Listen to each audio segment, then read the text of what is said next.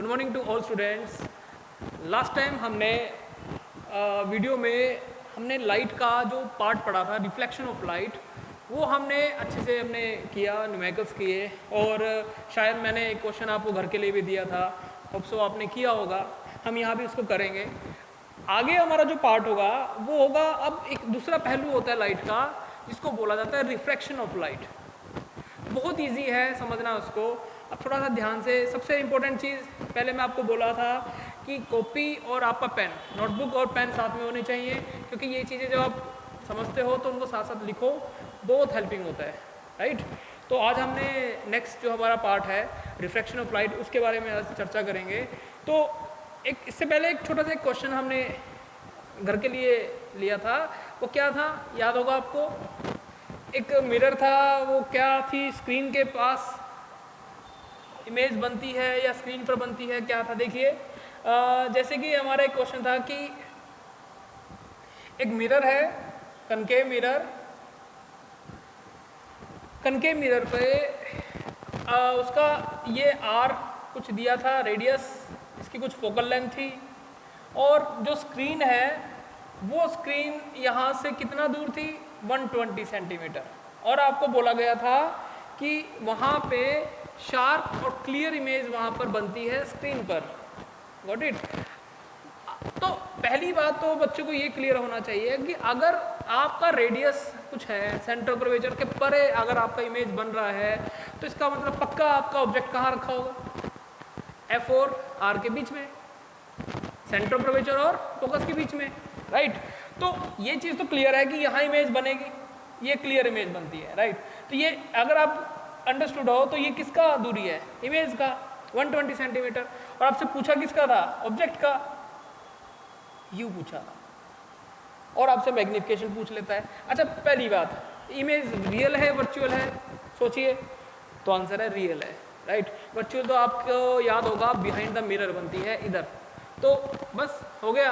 आपको शायद रेडियस दिया था, रेडियस मुझे अभी फिलहाल पता नहीं कितना था याद है शायद, ये था ऑलमोस्ट 40 सेंटीमीटर, ठीक है।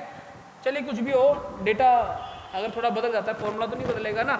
मिरर फॉर्मूला आपको याद है? मिरर फॉर्मूला हमने लिखा था 1/v + 1/u, दैट्स इट। अब इसमें आपको क्या क्या निकालना था? आपको u बताना है बस, ताकि वहाँ पे शार्प और क्लियर इमेज बने। तो बस रख दो। अब सारे दूरी आपकी माइनस में ली जाएंगी।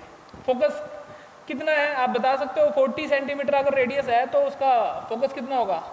आधा, -20 हो गया, क्योंकि इधर दूरी है फोकस की, is equal to 1/v। v भी इधर बना, इमेज डिस्टेंस भी कितना लिया जाएगा? -120 प्लस 1/u। u को माइनस नहीं रखना, u अपने आप माइनस आएगा, क्योंकि आपके सारे डिस्टेंस कहाँ से लेते हैं हम? पोल से। ओके, तो आप 1/u निकाल लें, तो 1/u कितना आएगा? -20 + 120। तो एक चीज़ और बताता हूँ आपको कि आपका जो दूरी है u, वो आना चाहिए 40 और 20 के बीच में। नहीं तो अगर आपका 40 और 20 के बीच में नहीं आएगा तो आपका क्वेश्चन का सोल्यूशन गलत है, आपने कुछ गलती करी है। चलिए यहाँ देखते हैं। मान लो मैंने यहाँ लिखा 120, ठीक है। अब इस पे अगर जाएगा तो कितने में जाएगा? -6 पे जाएगा ना, और इस पे जाएगा +1 पे, तो 1/u कितना आया? -5 / 120। तो u कितना आया?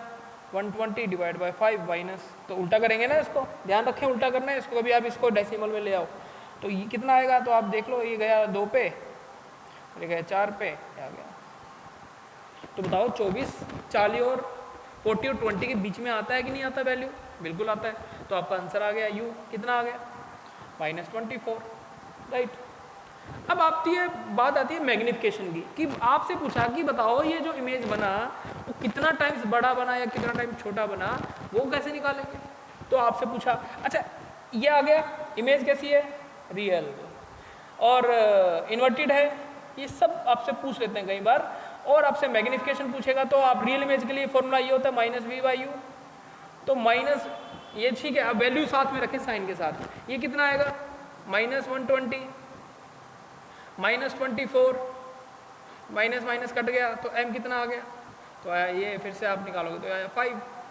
दिस इज मैग्निफिकेशन मतलब वो 5 टाइम्स बड़ा है। माइनस ये नहीं आपका कुछ अलग चीज़ दिखाता है, माइनस तो आपकी जस्ट उसकी साइज़ का आपस में रेशियो दिखाता है कि वो छोटा है बड़ा है, और माइनस जो साइन है वो आपको रियल और वर्चुअल के बारे में बताता है कि रियल इमेज है या फिर वर्चुअल इमेज है। ठीक है, चलिए ये क्वेश्चन था। अब हम आगे बढ़ते हैं, नेक्स्ट टॉपिक पे चलते हैं, रिफ्रैक्शन ऑफ लाइट। देखिए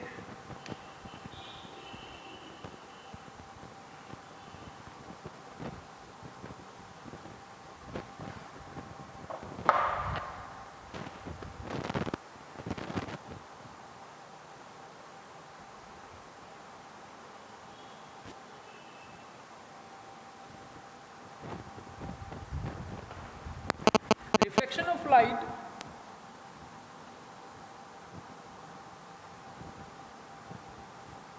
क्या होता है? रिफ्रैक्शन ऑफ लाइट बेसिकली मैं आपको अगर बोलूं कि जैसे कि मैंने आपको 3 तरीके समझाए थे कि जो लाइट के ना 3 तरीके होते हैं समझने के,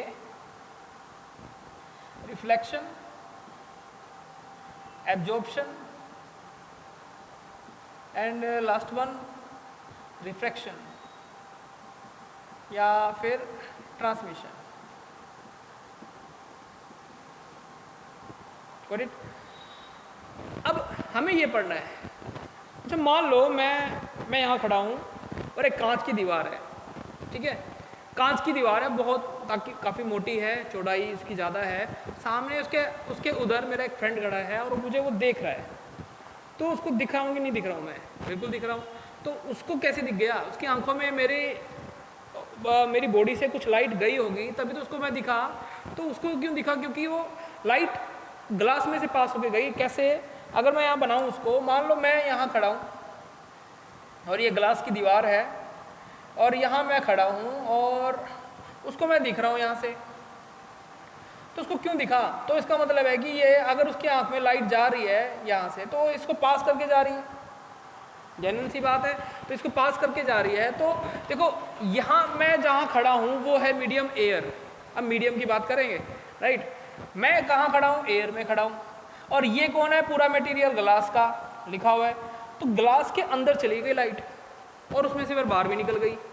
तो जब एक मीडियम से दूसरे मीडियम में लाइट चली जाती है तो वो वाला जो पैटर्न है, वो जो फिनोमिना है, उसको हम रिफ्लेक्शन ना बोल के क्या बोलेंगे? रिफ्रैक्शन बोलेंगे। क्या बोलेंगे? रिफ्रैक्शन। मैं आपको बहुत एक छोटा सा एक्सपेरिमेंट आपको दिखाता हूँ करके, आपको भी आइडिया आएगा। लाइट के बारे में कहा जाता है कि light always travel in the straight line, जानते हैं सब, है ना? अच्छा देखिए,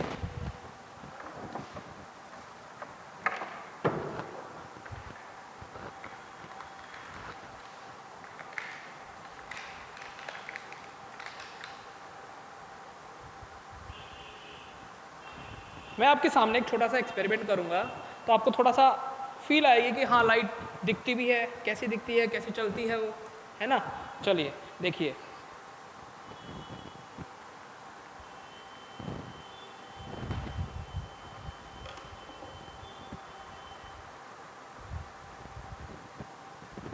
अब मैं मान लीजिए मैंने एक गिलास लिया एक पानी का, ठीक है, अब मैं इसको अगर मैं लाइट ऐसे जलाऊं तो आपको कुछ नहीं दिखेगा, इसमें दिखेगा क्या?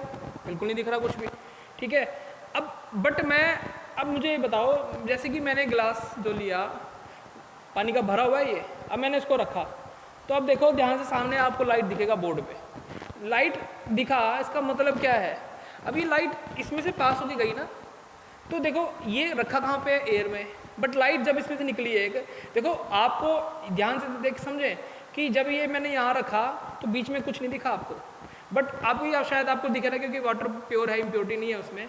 मैं आपको वो फिनोमिना भी करके दिखाऊंगा, उसमें लाइट चलती हुई दिखेगी भी आपको, है ना? आपको एक उसका पूरा लाइन दिखेगा इसमें निकलता हुआ।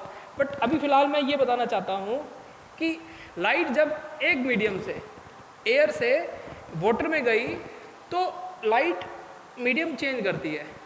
जब मीडियम चेंज करती है उस पैटर्न को बोला जाता है रिफ्रैक्शन ऑफ लाइट। क्या बोला जाएगा? Refraction of light, right? तो refraction of light, when a light goes from one medium to another medium, that phenomena is known as refraction of light. तो उसके बारे में आज थोड़ा हमने डिस्कस करना है, तो आप चाहे तो लिख लें। When a light goes from one medium to another media, that phenomena of light is known as refraction of light, right. देखिए आगे, कई बार आपने देखा होगा जैसे कि हमारे टब होते हैं, उसमें पानी भरा हुआ है, तो पानी भरा हुआ है, लो जी भर दिया पानी, ये वाटर का पूरा भरा हुआ है। यहाँ एक बच्चा खड़ा है, तो उसको यहाँ पे एक छोटा सा ऑब्जेक्ट दिखता है, यहाँ पे मान लो उसका कॉइन गिर गया, तो उसको दिखा, तो ये लाइट सीधा उसकी आंखों में जाता है भाई। अब सोच के देखो उसको क्यों दिखा भाई, उससे लाइट ऑब्जेक्ट से आई होगी इसकी आंखों में, तभी तो दिख रहा है वो, तो वो मीडियम चेंज करके आएगी नहीं। देखो यहाँ से लेके यहाँ तक वाटर है, बट जैसे बाहर आया, बाहर कौन है, एयर। समझना जरूरी है क्योंकि ये चीज़ें काफ़ी आगे आपको हेल्प करेंगी, 12th में भी आता है।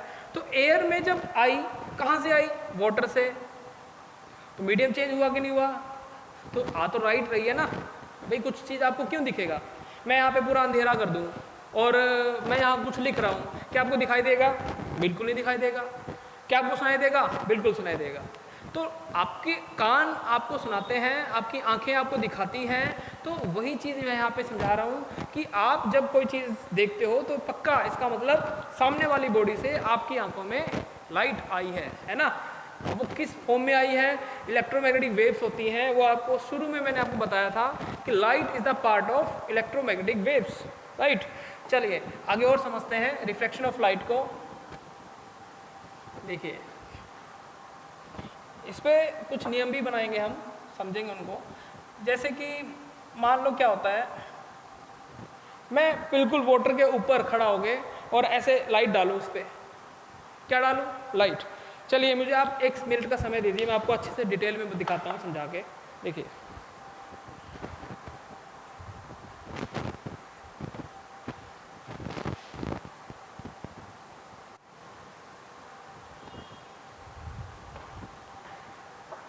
देखिए मैं आपको थोड़ा सा प्रैक्टिकली समझाता हूँ चीज़ों को। मैं आपके सामने, जैसे मैंने एक वाटर लिया, इसमें थोड़ा सा मैंने डिटॉल डाल के देखा ताकि इसमें आपको पता चले लाइट कैसे दौड़ती है, ठीक है। अब मैं आपके सामने देखो दिखाता हूँ आपको, मैं लाइट यहाँ दिखाता हूँ, आपको थोड़ा सा ध्यान से समझना होगा, बहुत ईजी है, काफ़ी इंटरेस्टिंग है। अब मुझे बताओ क्या लाइट दिख रही है आपको, एक ग्लास वाले हिस्से में नहीं दिख रहा ना, बट देखो जैसे मैं नीचे लेके आया लाइट बिल्कुल साफ दिखती है कि लाइट ऐसे पास हो रही है। तो इसका मतलब ये है कि लाइट चलती है। आपने शुरू में आप पढ़ते हैं light is a ray which travel in the straight line, जानते हैं ना सब। तो देखो लाइट जा तो रही है, ये जा रही है, लाइट बिल्कुल साफ दिख रही है आपको, दिख रही है ना। अब ये देखो इसमें से पास होके गई और सामने बोर्ड पे टकराती है जाके। तो अब मैं आपको एक और एक्सपेरिमेंट लास्ट में करके दिखाऊंगा ताकि आपको और पता चलेगा। अब ये लाइट जा रही है, देखो ये जा रही है। अब मैं इसको बिल्कुल इसके, देखो ये सीधी जा रही है, बिल्कुल जा रही है ना। अब थोड़ा सा आपको शायद ही फील आए, बट मैं आपको फील कराऊंगा बाद में, एक 2 मीडियम अलग अलग लेके, ताकि लाइट मुड़ती हुई दिखाऊंगा आपको मैं लाइट कैसे मुड़ भी जाती है। अब मैं बिल्कुल सीधा डाल रहा हूँ इसको, लाइट को डाल रहा हूँ, दिख रहा है ना आपको लाइट। अब मैं इसको थोड़ा सा ना टेढ़ा करूँगा लाइट का, देखो ये नॉर्मली टकराई, एक रे आई यहाँ से बिल्कुल सीधा टकराई और सीधा इसमें पास हो गई, दिख रही है ना, कहीं नहीं मुड़ी, आपको ध्यान से दिख रहा होगा आपको। सॉरी ये मैंने दूसरा चेंज कर लिया, देखिए तो ये आ रही है सीधी, दिख रहा है आपको। अब अगर मैं थोड़ा टेढ़ा करूँ, देखो आपको थोड़ी सी ये डाइवर्ट होती दिख रही है आपको, लाइट दिखी ना, लाइट डाइवर्ट होती। या इसको ऐसे देख लें हम, तो ये देखो आप लाइट डाइवर्ट होती दिख रही है ना आपको। कैसे डाइवर्ट होगी, उसी मीडियम में। ये आगे पढ़ेंगे हम, इसको बोलेंगे TIR, total internal reflection, right. तो देखो ये मुड़ जाती है लाइट, जब ये लाइट बिल्कुल सीधा टकराएगी, जैसे कि आपने बॉल फेंका सरफेस पर तो बॉल टकरा के वापस आ जाती थी। अगर मैं बोलूँ आपको बॉल बिल्कुल पानी में डालो, आप पानी में डालो तो बॉल पानी में बिल्कुल नीचे चली जाती है ना, ठीक है। बट अगर मैं, आपने कभी अगर नोटिस किया हो जैसे तालाब होते हैं, तो तालाब में आप पत्थर मारो तो पत्थर ऐसे टकरा के ऐसे टप्पा खा जाता है ऊपर, ऐसे 2-3 टप्पे खा के आगे चली जाती है पत्थर। अब इसमें ये कहा गया कि लाइट सीधी चलती है, चलो ठीक है समझ गए। अब जब ये लाइट एयर से वाटर में जा रही है, तो लाइट एयर से वाटर में गई, तो 2 नाम हमने अब रखने आगे समझने चीज़ों को। एक होता है रेयर मीडियम, एक होता है डेंसर मीडियम, ठीक है। रेयर मीडियम और डेंसर मीडियम में क्या अंतर होता है उसके बारे में समझिए। जो हमने अभी एक्सपेरिमेंट किया उसी को हम यहाँ पे देखेंगे। देखो मान लो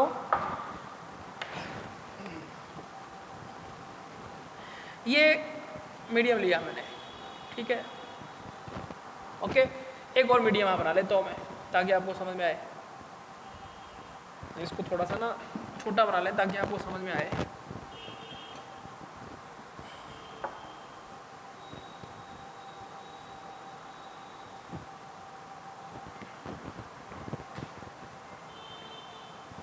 मैं यहाँ नाम लिख लेता हूँ। ये मीडियम है 1, मीडियम 1, ये मीडियम है 2, ठीक है। मान लो ये मीडियम ऐसे भरा हुआ है वाटर से, राइट। अच्छा चलो वाटर ही ले लेते हैं यहाँ पे, ये वाटर है। ये मीडियम कौन सा है 1 और ये मीडियम है 2, गॉट इट। एक और बना लेते हैं यहाँ पे ताकि आपको क्लियर हो। जैसे कि अब मैंने क्या करना है, हाँ चलो ये मैं ले लेता हूँ ऊपर वाटर और ये ले लेता हूँ मैं एयर। ये मीडियम 1, ये मीडियम वही 2, ओके।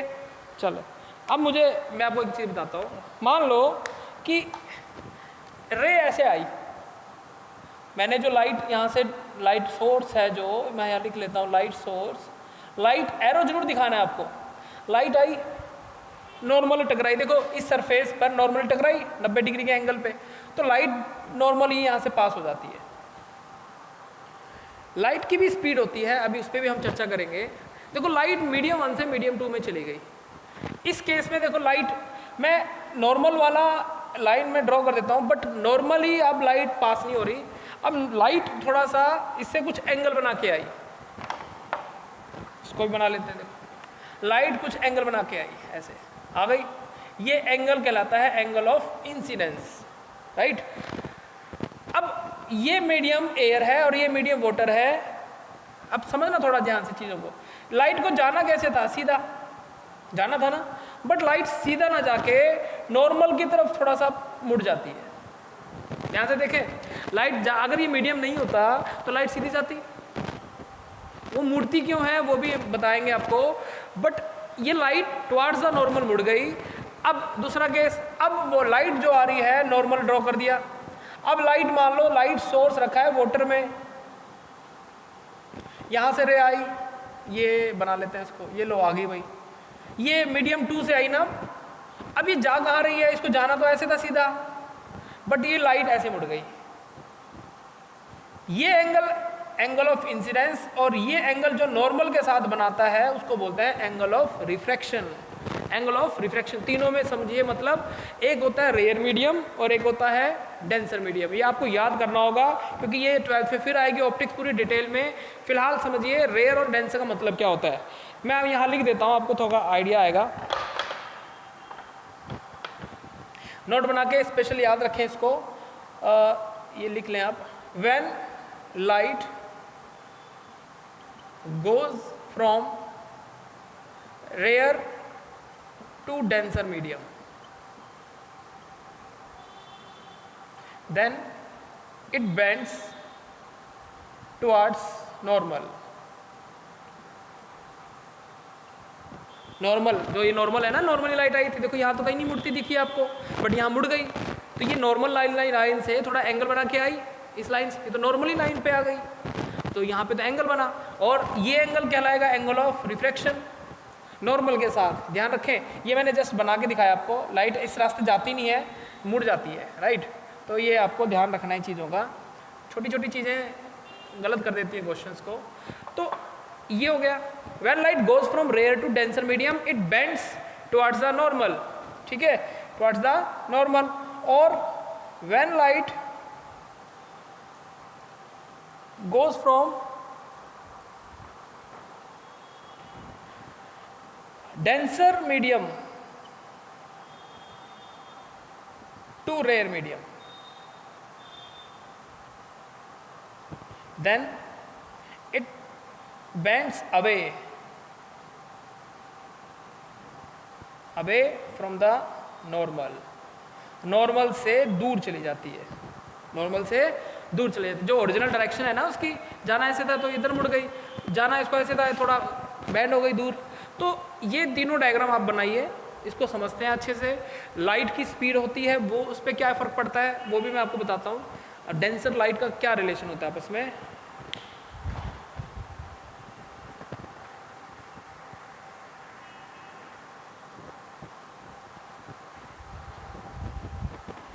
देखिए, अब डेंसर और रेयर का आपस में रिलेशन बताने के लिए हमने एक क्वांटिटी का बारे में समझा, उसको बोला जाएगा रिफ्रैक्टिव इंडेक्स। कौन सा index? Refractive index. Refractive index क्या बताता है आपको?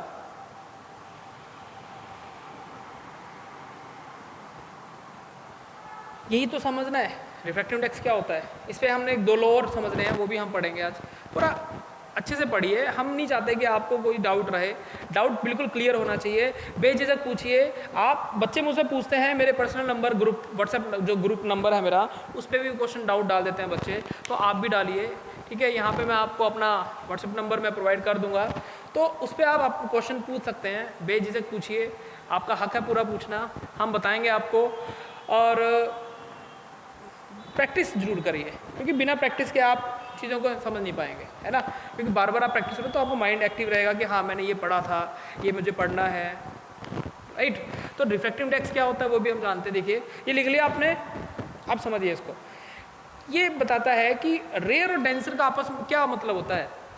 रेयर का मतलब ये माना गया कि वहाँ स्पीड लाइट की जो रहेगी वो थोड़ी सी ज़्यादा रहेगी जितनी स्पीड लाइट की डेंसर मीडियम में रहेगी।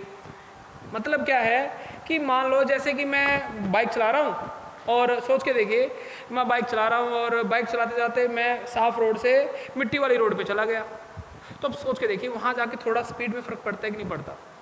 बिल्कुल पड़ता है। तो डेंसर राइट जो रेयर मीडियम है वो हमें ये बताते हैं, देखिए क्या होता है, ये नॉर्मल की तरफ उड़ गई तो हमने ये मान लिया कि ये ऊपर वाला मीडियम रेयर है और नीचे वाला मीडियम डेंसर है।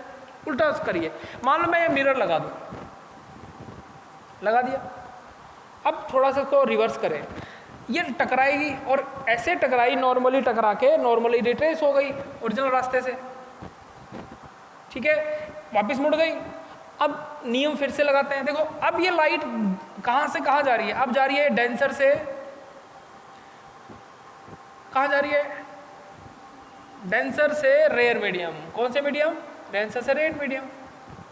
अब देखो नियम क्या है, अभी जा रही थी ना ऐसे, इसको जाना तो सीधा था ऐसे, बट ये सीधा ना जाके थोड़ा सा दूर चली गई। तो लाइट जब डेंसर से रेयर जाती है तो वो नॉर्मल से दूर चली जाती है, और जब रेयर से डेंसर आती है तो नॉर्मल के तरफ चली जाती है। अब बची बात स्पीड की, बात आती है कि लाइट की स्पीड होती कितनी है। तो ये चीज़ तो आप याद रखना, स्टैंडर्ड है स्पीड ऑफ लाइट, ये आप रख लो अभी, आप ध्यान से समझ के। स्पीड ऑफ लाइट c जो होता है 3 × 10⁸ मीटर पर सेकेंड होती है इन वैक्यूम। बट हम वैक्यूम थोड़ी नहीं रहते हैं, हम तो एयर में रहते हैं। तो हमने अपने सहूलियत के लिए, कन्विंसिंग के लिए हमने मान लिया कि हम ये लाइट की जो स्पीड है वो एयर में मान लेते हैं, एक्चुअल में नहीं होती, ठीक है, क्योंकि मीडियम डिपेंड करता है उसकी डेंसिटी पे, गॉट इट। तो जो डेंसर मीडियम है तो C जो है वो ये हो गया। अब मैंने क्या देखा कि जब मैं रेयर से डेंसर आया, जब मैं साफ रोड से मिट्टी वाली रोड पे चला गया तो मेरी जो स्पीड थी मेरी बाइक की वो कम हो गई। तो आपने क्या अंदाजा लगा कि भाई मैं रेयर मीडियम से डेंसर मीडियम में एंटर हो गया। फिर तुरंत मैं यहाँ बना के दिखाता हूँ आपको। मान लो ये वाला हिस्सा मिट्टी वाला है और मैं अपनी अगर बाइक लेके आ रहा हूँ तो यहाँ तक तो ये रेयर हुआ और यहाँ तक ये डेंसर हुआ और यहाँ आगे फिर रेयर हो गया। तो जब मैं आया यहाँ पे मेरी स्पीड मान लो 40 किलोमीटर पर आवर है, बट जैसे एंटर करता हूँ यहाँ स्पीड मेरी हो गई 38 किलोमीटर पर आवर, मतलब 1 घंटे में अब 38 किलोमीटर निकाल सकता हूँ मैं। बट जैसे यहाँ से यहाँ क्रॉस करता हूँ फिर से 40 किलोमीटर पर आवर हो गई। जस्ट यहाँ पे ये बताया जा रहा है कि लाइट जब रेयर से डेंसर आती है तो स्पीड उसकी घट जाती है, ठीक है, बट जैसे ही वो डेंसर से रेयर जाती है स्पीड उसकी फिर से बढ़ जाती है। तो ये जो आपने लिखा है इसके साथ साथ ये भी लिखना जरूरी है, ये स्पीड घट बढ़ जाती है। बेसिकली मैं आपको बताऊँ, ये थोड़ा सा 12th में डिटेल में पढ़ाया जाता है। एक फॉर्मूला आपको मैं बता दूँ, C = 1/√μ0 ε r। अब आप पूछेंगे ये क्या होता है, तो अभी आपको कुछ कुछ समझ आए या ना आए, इसलिए हम बेहतर रहेगा अभी जस्ट आप जान लें कि लाइट का स्पीड जो होता है वो वेरी कैसे करता है, दैट्स इट। बाद में जब 12th में पढ़ाया जाता है तो ये चीज़ें बताई जाती हैं वहाँ पे, ठीक है। तो आप चाहें तो ये होते हैं स्पीड ऑफ लाइट, इसको बोलते हैं रिलेटिव परमिएबिलिटी ऑफ मीडियम, और इसको बोलते हैं relative permittivity of the medium, got it. तो अभी फिलहाल आपको इसकी रिक्वायरमेंट नहीं है, हम इसको मिटा देते हैं। आप जस्ट ये मान के रखिए कि when light goes from rare to denser medium then its speed decrease, यहाँ लिख लें आप चाहें तो, इसी में लिख लें when light goes from rare to denser medium then its speed decrease, और मैं पूरा ही लिख देता हूं when light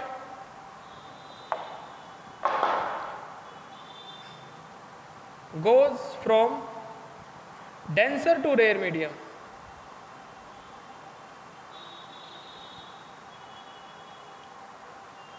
its speed increase. जो आपको थोड़ा सा ये लॉजिक दिया ना, इसको याद रखें, दैट्स इट। ये स्पीड वाला थोड़ा मैटर भी आगे आएगा। तो अब बात आती है, देखिए मैं आपको थोड़ा सा इसके बारे में, अब इनके जो शब्द है, जो उनके सिंबल्स हैं, उसके बारे में पता होना चाहिए। ये हो गया सबका, ठीक है, मैं इसको मिटा रहा हूँ, आगे समझते हैं। देखो अब बच्चे ने एक बड़ा अच्छा क्वेश्चन पूछा कि बच्चे ने यहाँ नोटिस कर लिया कि ये रेयर से डेंसर आई तो स्पीड घट गई होगी। यहाँ स्पीड है लाइट की v1 और यहाँ स्पीड है लाइट की v2, तो ये जरूर कंडीशन है कि v2 is less than v1। v2 क्या है? Speed of light in medium 2, v1 है speed of light in medium 1। तो ये बच्चे ने अंदाज़ा लगा लिया। ओके, यहाँ पे ये v1 is greater than v2, medium तो वही है, वाटर से आई है ना, तो डेंसर से रेयर आई, तो डेंसर से रेयर जाएगी तो स्पीड बढ़ेगी, और रेयर से डेंसर आएगी तो स्पीड घटेगी। ये चीज़ बच्चे ने यहाँ पूछा, बोला जी यहाँ बताओ स्पीड का क्या हो, यहाँ तो कहीं इधर उधर मुड़ी ही नहीं हो। पक्का याद रखें, जब भी मीडियम चेंज होगा स्पीड चेंज होती है। यहाँ पे अगर ये रेयर मीडियम है और ये डेंसर मीडियम है तो लाइट की स्पीड घटी होगी पक्का। वो मुड़े या ना मुड़े डिपेंड करता है कि वो कितने एंगल पे उससे टकराई, ठीक है। इसमें बहुत सारे अलग अलग लॉजिक दिए गए हैं, मैं भी आपको एक दो लॉजिक दे सकता हूँ, ठीक है, शायद आपको आ जाए समझ में, तो वेल एंड गुड है। तो ये लाइट का मुड़ना, ये चीज़ें आपको भी समझा देंगे अच्छे से। फिलहाल अब आती है रिफ्रैक्टिव इंडेक्स की। रिफ्रैक्टिव इंडेक्स क्या होता है? देखिए, speed of light in medium 1 वो कितना है? That is v1। Speed of light in medium 2 that is v2। अब ये भी डिपेंड करता है, जैसे कि मान लो मैं आपको बोलूं कि मेरा ये मीडियम एयर है, ठीक है, चलिए, और यहाँ पे भी एयर है। अब ये नीचे है ग्लास और इसके नीचे है वाटर, आइडिया आया, ठीक है। अब यहाँ पे लाइट की स्पीड मान लो ऐसे आई नीचे नॉर्मली, यहाँ लाइट की स्पीड मान लो है 3 × 10⁸, ठीक है, वो तो सेम रहेगी यहाँ पे भी 3 × 10⁸। ये लाइट की स्पीड है v1, ये v1। अब जैसे ही ग्लास में एंटर करती है तो ग्लास में इसकी स्पीड यहाँ हो गई मान लो 2 × 10⁸, घटी की बढ़ी, घट गई। यहाँ हो गई, मान लेते हैं जस्ट एग्जांपल 2.5 × 10⁸। अब मुझे बताओ किस में ज़्यादा घट गई? सोचिए दोनों में से, इसमें ज़्यादा घट गई, इसमें कम घटी। तो आपने ये बोला कि ये भी डिपेंड करता है कि जो लाइट है वो कौन से मीडियम में जा रही है। तो डिपेंड करता है उनका आपस का पेयरिंग सिस्टम, कि ये एयर अब ग्लास के साथ पेयरिंग कर रही है, यहाँ पे एयर वाटर के साथ पेयरिंग कर रही है। तो जो ये मीडियम का जो आपको उसका रिलेशन है उसको दिखाने के लिए हमने लिखा कि स्पीड ऑफ लाइट, इसको थोड़ा सा मैं यहाँ पे लिख देता हूँ, ये यहाँ लिख देते हैं।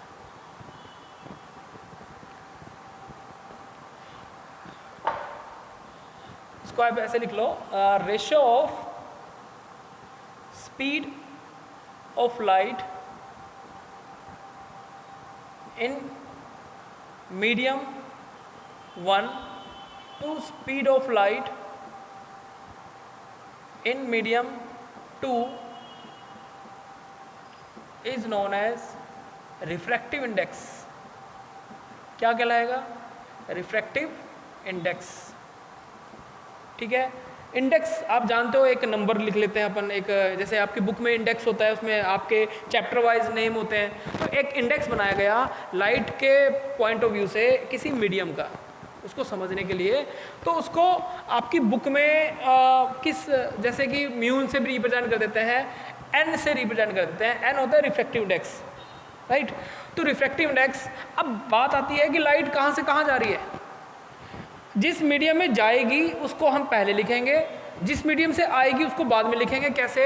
मैं बोलूँ कि मीडियम 1 से मीडियम 2 में जा रही है, मीडियम 1 से मीडियम 2 में जा रही है, तो हम यहाँ लिखेंगे, पहले उसको बना छोटा लिखना है, बट ऐसे नहीं बराबर लिख दोगे, छोटा।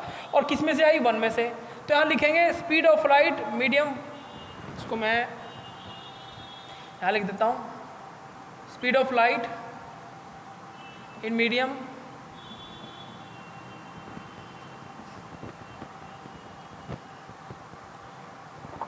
Medium 1 divide by speed of light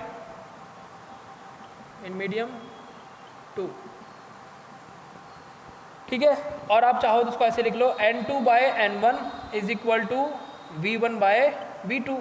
और ये ऐसा ना लिखना चाहो तो ऐसे लिख लो, ये आपको याद होना चाहिए, इसको बोलते हैं refractive index, relative refractive index. अब ये बताता है कि लाइट कितना कम हो जाएगी, सॉरी, लाइट की स्पीड कितनी कम हो जाएगी, ज़्यादा हो जाएगी, डिपेंड करेगा जिसमें लाइट एंटर करती है, जिसमें लाइट एंटर करती है। मैं आपको यहाँ पे बना के दिखाता हूँ फिर से, ये नॉर्मल ड्रॉ कर दिया मैंने, और नॉर्मल ड्रॉ करने के बाद मैं यहाँ पे लाइट को ऐसे दिखा रहा हूँ। मान लो लाइट ऐसे आई मीडियम 1, और ये लाइट मान लो, आप ये भी बता सकते हो कि रेयर है कि डेंसर है। मान लो ये लाइट ऐसे चली गई, अब मुझे बता सकते हो कि ये आई है और ये आर है, आप बता सकते हो जो ये 2 मीडियम है ये डेंसर है कि रेयर है? सोचो, आप देख के बता सकते हो। तो आपने अंदाज़ा लगाया कि लाइट नॉर्मल की तरफ मुड़ गई, ध्यान से देखें, नॉर्मल की तरफ मुड़ी, तो अगर नॉर्मल की तरफ मुड़ी है तो ये मीडियम कहलाएगा डेंसर मीडियम, और ये कहलाएगा रेयर मीडियम। ठीक है, बट अगर ये रे ऐसे ना जाके ऐसे चली जाती, अब बताओ, अब ये इस मीडियम के विद रिस्पेक्ट टू कहलाएगा रेयर मीडियम, और ये कहलाएगा डेंसर मीडियम। एक दूसरे के साथ हम रिलेट करते हैं, तो ये डिपेंड करता है कि लाइट का जो इंटरफेस है, जो क्रॉस करती है बाउंड्री, तो उसके आगे वो कहाँ जाएगी, वो डिसाइड करेगा कि वो मीडियम डेंसर होगा या फिर रेयर होगा। तो इसमें देखो, यहाँ स्पीड है मान लो v1, और यहाँ स्पीड है मान लो v2। चलो ये देख लेते हैं। अब देखो, लाइट की स्पीड डेंसर से रे जाती है तो बढ़ जाती है। अब यहाँ देखो आप, तो मैंने यहाँ देखा कि लाइट की स्पीड जिसमें थी पहले वो था v1, और जिसमें गई है वो है v2। अब ये बताओ, ये ज़्यादा है कि कम है? तो आपने बताया ज़्यादा है। क्यों ज़्यादा है? क्योंकि ये जी रेयर मीडियम है, रेयर मीडियम में स्पीड ज़्यादा हो जाती है। तो याद रखें, देखो ये है डिनोमिनेटर, ये है न्यूमरेटर। अगर ये कम हो गया तो पक्का उसका रिफ्रैक्टिव इंडेक्स ज़्यादा होगा। देखो, जिस मीडियम में वो जा रही है उस मीडियम का रिलेशन देखो रिफ्रैक्टिव इंडेक्स के साथ। रिफ्रैक्टिव इंडेक्स इन्वर्सली प्रोपोर्शनल होता है स्पीड के, है ना। जिस मीडियम में अगर लाइट की स्पीड कम है तो वहाँ का रिफ्रैक्टिव इंडेक्स कैसा होगा? ज़्यादा होगा, है ना। और जिसमें स्पीड ज़्यादा है वहाँ का रिफ्रैक्टिव इंडेक्स कम होगा। रिफ्रैक्टिव का मतलब है जो लाइट का रिफ्लेक्शन हुआ, उसमें स्पीड का हमने रिलेशन इनपुट इसमें डाल दिया, तो v1 बाई v2। तो स्पीड लाइट की यहाँ पे और यहाँ पे ऐसे आपको दिखाना है। याद रखें, मैं आपको बोलूँ कि लाइट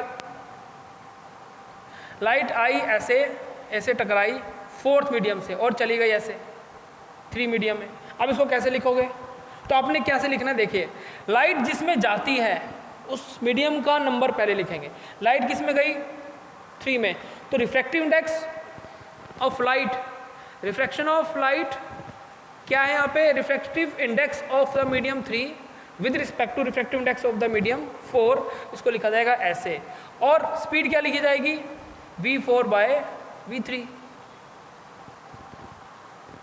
ज़्यादा इसका यूज़ होगा आपके 12th क्लास में हम जब पढ़ते हैं, फिलहाल आप इसको जान लें बस, है ना।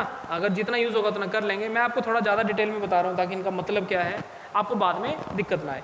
तो ये हमने ऐसे लिखा। उल्टा करो, अगर लाइट ऐसे ना जाके ऐसे जाती तो मैं क्या लिखता, तो मीडियम, तो n refractive index of medium 4 with respect to medium 3, और यहाँ लिखा जाएगा v3/v4। ज़्यादा डिटेल में जाने की बजाय मैं आपको कुछ वैल्यूज बताता हूँ, जैसे कि ग्लास का रिफ्रैक्टिव इंडेक्स एयर के विद रिस्पेक्ट टू, किसी के साथ रिलेट करेंगे ना तो वो मैं लिखवा देता हूँ, उनकी ही ज़्यादा आपको ज़रूरत पड़ेगी। जैसे कि आपको ये फॉर्मूला जरूर याद रखना है भाई आपने, क्योंकि इसके बिना आप क्वेश्चन नहीं कर पाओगे। ये भी है ना, मैं बोलूँ कि एक रिफ्रैक्टिव इंडेक्स है एयर का, वो क्या होगा, देखो रिफ्रैक्टिव इंडेक्स एयर का लिया जाता है 1, फिर बोल रहा हूँ उसको 1 माना जाता है, ठीक है। Refractive index of water with respect to air ऐसे लिखा जाएगा, इसको लिखा जाएगा, ये होता है 4/3, ये क्या होता है 4/3, या इसको लिखेंगे 1.3, है ना।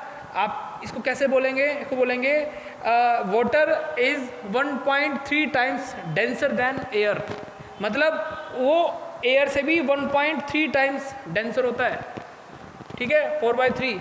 और ये तो हो गया किसका, एयर का, 4 एयर वाटर पेयरिंग, ठीक है। अब दूसरा 4 एयर ग्लास पेयरिंग, है ना, पेयर।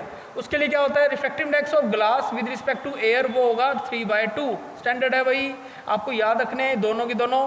बाकी तो आपको रिफ्रैक्टिव इंडेक्स गिवन होते हैं, नहीं होंगे तो आपसे पूछा जाएगा उसके बारे में, वो हम निकाल लेंगे, राइट।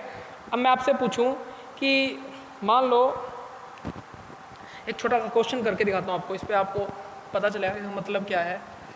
जैसे कि एक मैं डायग्राम बनाता हूँ, मैंने डायग्राम बनाया, मैंने क्या बनाया, डायग्राम। मैंने आपसे बोला कि लाइट आई ऐसे इस मीडियम से, मीडियम 1 से, यहाँ इसकी स्पीड है 3 × 10⁸, ठीक है। इस मीडियम का रिफ्रैक्टिव इंडेक्स, इस मीडियम का रिफ्रैक्टिव इंडेक्स अगर आपको गिवन है तो याद रखें वो पक्का एयर के विद रिस्पेक्ट टू ही होता है। तो इसका रिफ्रैक्टिव इंडेक्स दे दिया आपको 1.5, कितना दे दिया 1.5। बट आपसे ये पूछा है इसने, बताओ जब ये लाइट इस पर टकराएगी तो इस मीडियम में स्पीड कैसी होगी, इस मीडियम में स्पीड कैसी होगी वो आपको बताना है।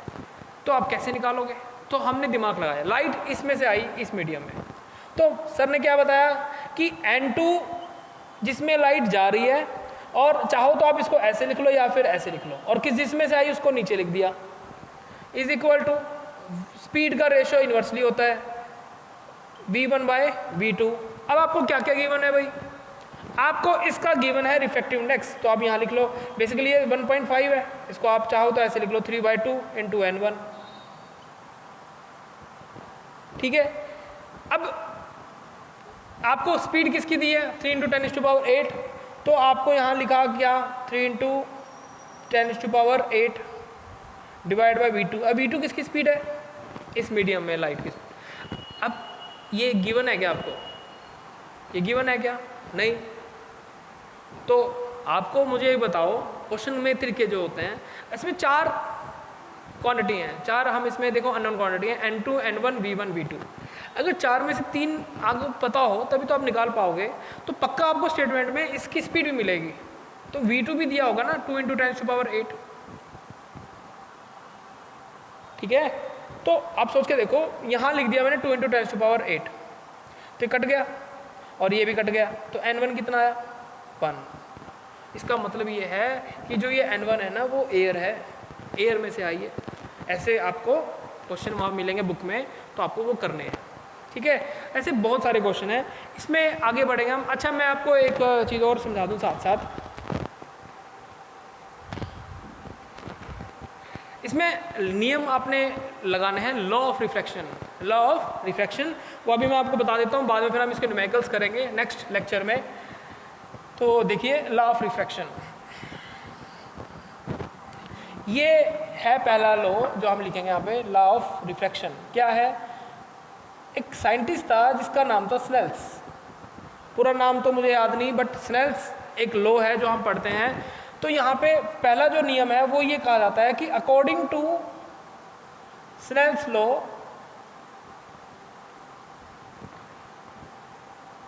Ratio of sine of angle of incidence to the sine of angle of refraction is constant for a given pair of media, given pair of media। इसका मतलब ये है कि ratio of sine of, basically sine I by sine R, ये constant होता है, ये है मतलब इसका। और ये कांस्टेंट ही कहलाता है रिफ्रैक्टिव इंडेक्स। क्या कहलाता है? Refractive index. तो n is equal to sine I by sine r, sine I by sine r. आप चाहो वही वाली चीज़ है यहाँ पे भी, तो यहाँ पे आएगा, आप चाहो तो n2 बाय n1 लिख सकते हो और n2 1, और यहाँ पे आप चाहो v1 बाय v2। तो ये पूरा का पूरा एक डिपेंड करता है कि आपसे किस फॉर्म में पूछ रहा है क्वेश्चन। तो अभी फ़िलहाल मैं आपको इसको ये नहीं लिखता। ये जो रेशो है ना, ये कांस्टेंट होता है। एक चीज़ और इम्पोर्टेंट है इसमें, वो है ये लाइन, ये भाई कांस्टेंट है वो। अगर वाटर से एयर में गई तो वो जो दो मीडियम लिए जो पेयर हुए, उनका जो रेशो आएगा रिफ्रैक्टिव इंडेक्स का, वो हमेशा कांस्टेंट रहेगा। मैं बताता हूँ वो कैसे। जैसे कि मान लो ये मीडियम 1 है, ये मीडियम 2 है, ठीक है, और ये एंगल, ये होता है i angle, angle of incidence. और मान लो ये ऐसे चली गई, इसको बोलेंगे sine of angle of refraction. अब देखो ये है साइन आई, ये है साइन आर। अब मैं जस्ट जनरल चीज़ बता रहा हूँ, थोड़ा ध्यान समझे इसको, कि साइन ये एंगल मान लो 45 डिग्री है, ठीक है, और ये एंगल जो बना, ये छोटा लिख रहे हैं ना आपको इससे, ये एंगल बना मान लो 30 डिग्री। जस्ट मैं वैल्यू पुट नहीं कर रहा, जस्ट जनरली बता रहा हूँ कि मान लो इसका जो रिजल्टेंट आता है वो आता है 4। क्या आता है? 4। व्हाट इट, ठीक है भाई। तो ये मीडियम 1 है और ये मीडियम 2 है, ये लिख दिया। ये मीडियम 2, लाइट जिसमें जाती है उसको ऊपर लिखा, जिसमें से आती है उसको नीचे लिखा, और ऐसे भी लिख सकते हो आप। अच्छा, बट मैं क्या करता हूँ, मैंने एंगल थोड़ा सा चेंज कर दिया। मैंने 45 की बजाय ये एंगल ले लिया 50 डिग्री। तो अब जनरली बात है ये भी बढ़ेगा थोड़ा सा, फिर ये हो गया मान लो 35 डिग्री, ठीक है। तो अब नया जो एंगल्स लिखा आपने, वो लिखा 50 डिग्री और यहाँ लिख दिया 35 डिग्री। बट अभी भी देखा इसका रिजल्ट अभी भी क्या आता है? 4। अभी भी क्या आता है? 4। ये वैल्यू नहीं मैंने पुट करी, जनरली बता रहा हूँ। मतलब क्या है इसका, कि आप एंगल किसी भी एंगल पे डालें, जो उनका आपस का रेशियो होगा वो हमेशा कांस्टेंट रहेगा। ये जैसे कि इसमें भी क्या आया रेशियो दोनों का? 4। इसमें भी रेशियो क्या आया? 4। तो आपने पक्का ये मान लिया कि आप किसी भी एंगल पे डाल लो, उनका जो आपस का कैलकुलेशन है वो हमेशा कांस्टेंट रहेगा। उसको बोला जाता है रिफ्रैक्टिव इंडेक्स, है ना, रिलेटिव रिफ्रैक्टिव इंडेक्स। तो ये दोनों मीडियम को आपस में रिलेट करता है। तो ये हमारा एक पहला लॉ, राइट। तो दूसरा लॉ क्या है? वो दूसरा लॉ आप पहले भी पढ़ चुके हो, वो मैं आपको यहाँ लिख देता हूँ। देखिए, दूसरा है incident ray, refracted ray and normal, all lie in the same plane. सारे एक ही प्लेन में लाई करेंगे, नहीं तो गलत हो जाएगा आपका नियम, ठीक है।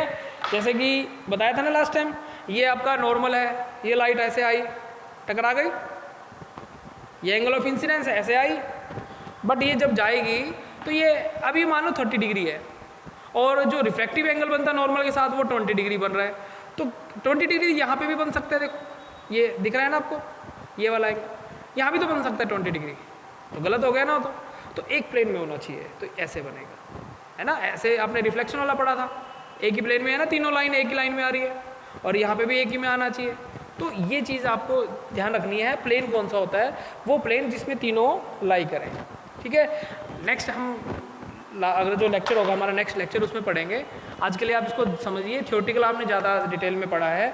ठीक है, तो आज के लिए इतना ही करेंगे। Thank you so much.